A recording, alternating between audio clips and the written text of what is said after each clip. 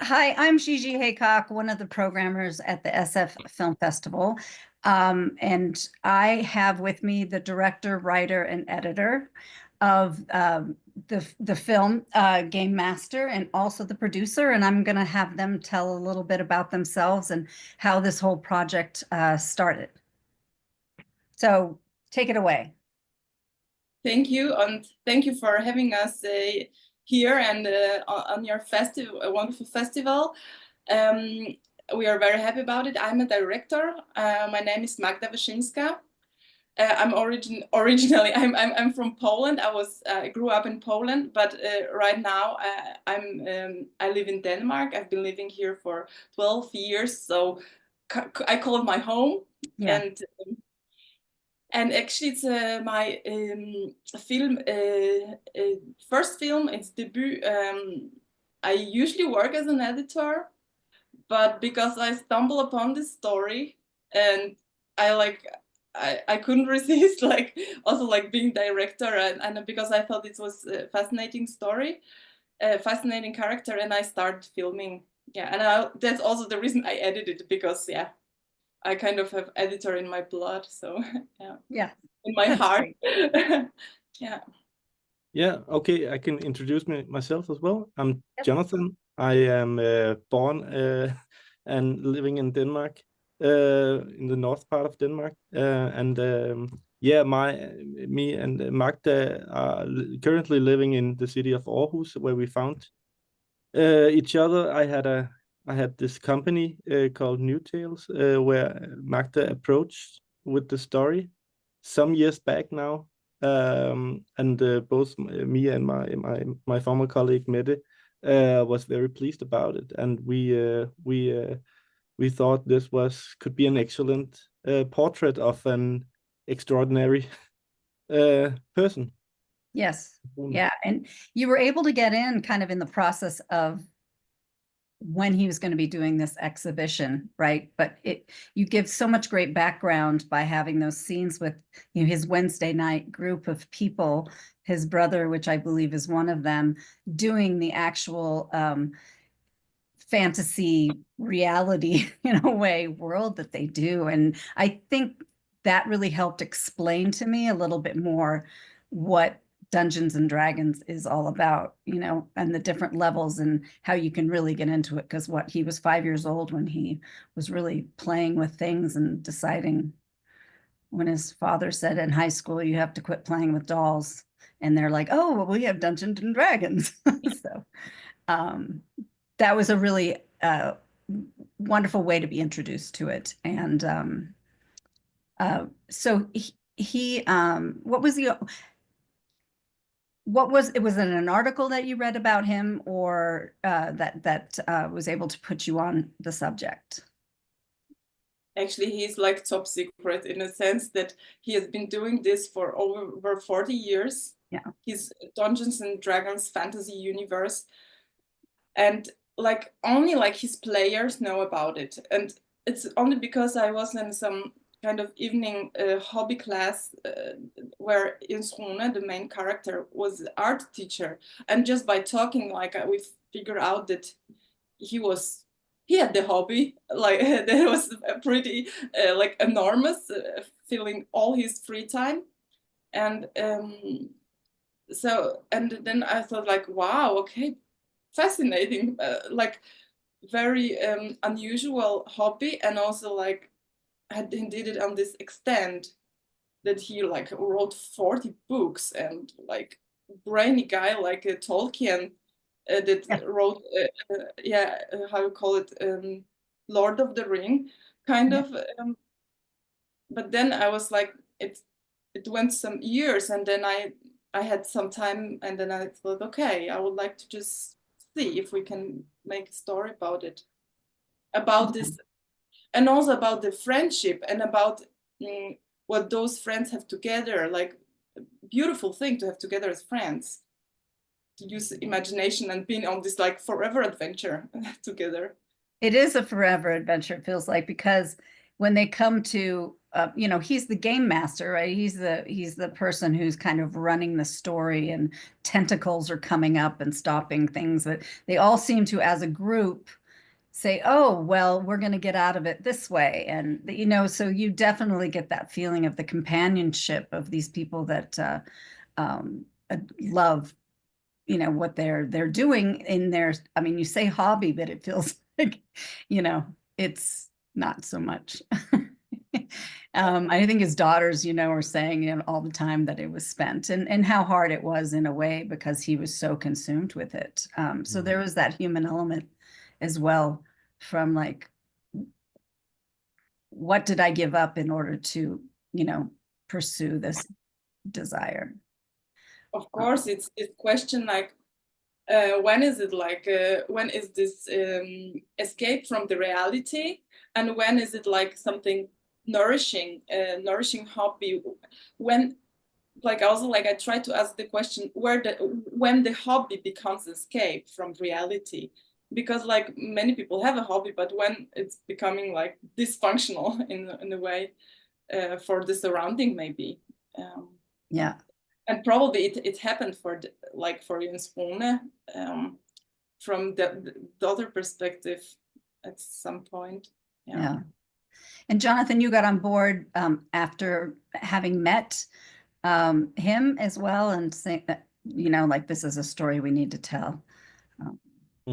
Yeah, something like that. I mean, actually, I think I met Jens Rune very late in the process, because Magda has been filming for some time when I really got involved with the project. But yeah, and we discussed a lot about formats, how we could portray the Jens Rune, and we were at some point we were very narrow in just, now I say, just to make a portrait of a person. So the great, what you also talked about, we expanded it. We expanded it because what was, because the part about what is he doing, I mean, he writes all the time, he paints, but what does it really mean? So by expanding it into these 4 or 5 settings where we see the campaign and his friends playing it, that was really what broadened it further, and to really open people's eyes when they see what it's all about. So I'm very happy that we did that, and not just making it too simple, because I don't think people will interact as much with that. Yeah, I think it isn't too simple, because what I love is some of his artwork you chose to then put it front and center and show Yeah, different, you know, characters. And then I have to say, behind some of those images, just the sound design itself, you felt like it was in the background, as if you were part of this reality, even though it was a still image of, you know, a wizard, or, you know, I thought that was really an amazing contribution to the film. Yeah. Yeah. And he did those animations, right, for the film. Yeah, and also the reason was like, we were talking to some people, it's pretty low budget film, like very much low budget, and we were like, oh, how to portray a fantasy universe, how to do it, like, because it's so much fantasy, so how are we gonna show it to the people, besides showing his pictures? We're like, and people are saying, you will need some animations, and we're like, oh no, it's so expensive. But then we like, how can we do it so it's not that expensive? And of course he will draw it, and it's his line. And we did it like in a simple way that it was possible for us to make it without engaging 3D artists, Yeah. and the huge project. And like people kind of said it's nice because they gave some pictures of what is happening during the play. Yeah. And also to be authentic to his like drawings that we see all over the film. Yes. To use his was it was a gift. It is, and also like we can say, okay, now it's more consistent because we are staying in this very analog vibe. Yeah. Yeah. And so also along that is when he's sitting at the table and you have those superimposed images, you know, behind him and over him. It was kind of, to me, it was not real because it's, you know, behind him and he's talking about everything, but it is real because it's actually being projected. I thought that that was a really, you know, another moment where reality and fantasy and came together. So I thought that was really wonderful with the birds and the clouds and everything that you all did. Yeah. Thank you. Yeah. Yeah, that was Magda's. Also, Magda's Oh, great idea. Magda. Oh, Magda. It was the director's idea, and again, it was out of like very low resources. We kept it simple, but I feel as well it works because, like you said, it's clear that it's projection. He's not outside; he's in a kind of studio on like kind of zero space, and then projections of some things that are like himself imagining. But it's a very clever idea, and we had some time to practice that idea because at some point we had something similar where we tried to drag the thoughts out of this man, where he had some sort of conversation. You remember, Magda? Some sort of conversation with himself, but that would it didn't fit. It didn't seem right. So Magda had this. Yeah, I remember now what you're referring to. Yeah, we had some like we tried to make some, how you say, grep, Jonathan, some kind of filmic genre filmic like like cinematic approach, how to portray this kind of fantasy. And the there is documentary about Nick Cave, 20,000 Days on Earth. I don't know if you know about it, but there is a situation where Nick Cave drives a car alone, and like we see this, I don't know what's called it, the rain thing. Yeah. Wipers.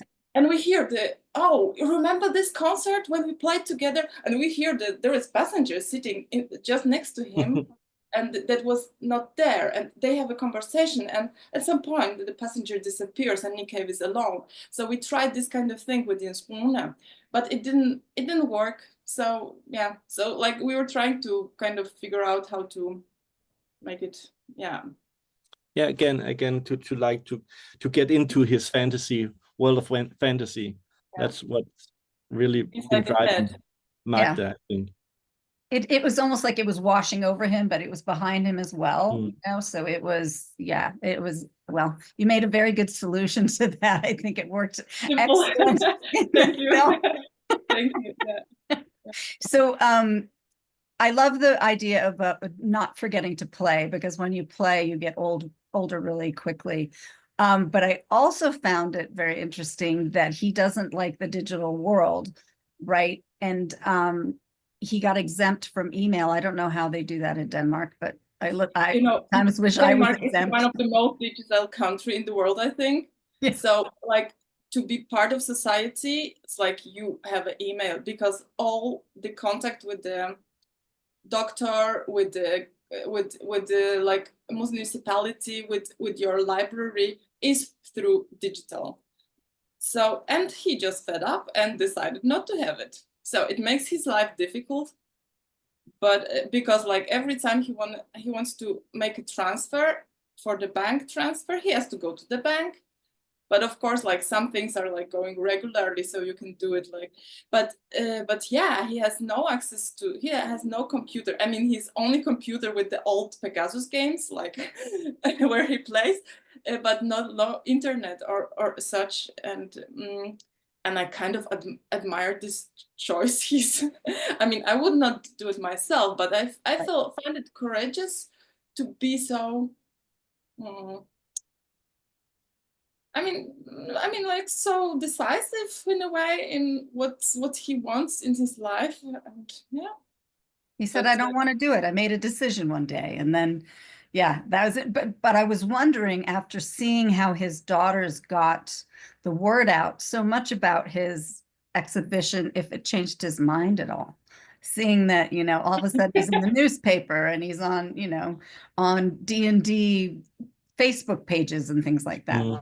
But probably he didn't change his mind. No, he doesn't. He really doesn't need it. I think he's happy with what he has. And Uh-huh. we were at some other Q&As where Ines Warner was there, and some people from the audience asked him,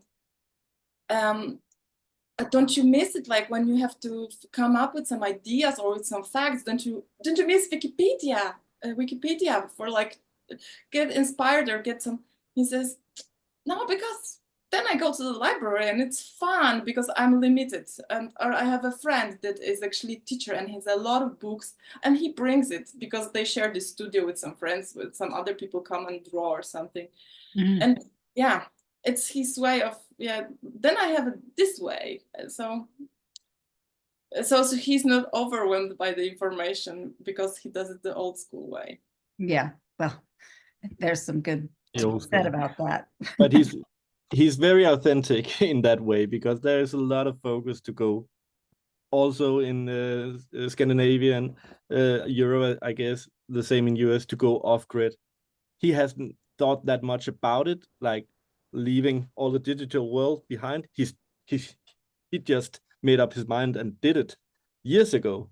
Yeah. He never Not had social media himself, so No, he didn't know. He knows what it is, of course, and knew also then, but he just didn't care for it. Yeah. And therefore he's a very modern Yes. man all of a Yes, I sudden. think so. Because Yeah. we're all wondering, oh, well, what happened, and what, we use it so much at every moment of our lives to have someone Mm. be, able to do what he's doing. And he's still teaching art, right, at this moment. yeah, he does. Yeah, primarily for young people. Yeah, teaching drawing, painting, and like comic book drawing. Yeah. Oh, graphic novels and things. Yeah, That'd be yeah, great. yeah. Yeah. Mm. Oh, that's wonderful. And so he's seen the film and he likes it, I'm assuming. Yeah, of course, it's for such an analog person, like seeing a life story. But yeah, he enjoys that people like in like was enjoyed the story, like, because it was so hidden, this world, and now it's been shown to the others, and they're like responding positively to it. And it's also like kind of Dungeons and Dragons was also like in the dungeons for I think 20 years or so. But after comeback, I don't know if it's true, but Stranger Things series on Netflix, I think.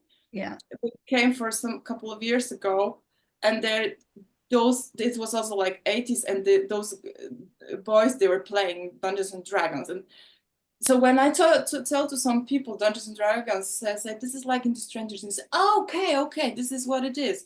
So this is how people like got kind of, those didn't know about it from the old days. They started like learning about it, and it's in Denmark. It's kind of booming. Many young people started playing Dungeons and Dragons again, like pen and paper. It doesn't have to be Dungeons and Dragons, pen and paper. Yeah. Yeah. That's amazing, because he said when he started the exhibition that he was taking himself out of his comfort zone and going, even making phone calls. He's like, I'm going to get to that later. I can't, that is an amazing thing, because I mean, it's very difficult to do that, and I applaud him for being able to do that and make this happen. And of course, there's this group of people around him who know how amazing he is, and but still, he had to make the call sometimes. So yeah, very, very much out of the comfort zone of the person that just likes to be in his studio. Yeah. With his imagination and all this. I mean, it's incredible, the worlds that he came up with. And he's like, oh, I should put a coat of arms over here, and or I should redraw this I did so many years ago of this part of the world or whatever that he's created. So anyway, I just have to say it's a wonderful film, you all, and I'm really excited that people are going to be able to see it. And I've told people about it to because I actually was like, I kind of think I want to play Dungeons and Dragons. Great. Mhm. Hear it. So Yeah. here I am. Yeah. Oh, fantastic. But I must tell you, I also like wished all my life to play it, like because I've heard it in my childhood, but I never tried. And then when I met him in Skåne, I said to him, I must try to play. To if I have to do it, like honestly, the story about you, I will have to experience it myself. And we kind of made some sessions where he was the dungeon master and I and some of my friends played together, and it's so much fun, really. Yeah. I can recommend. I don't play right now, but I would like to come back to it.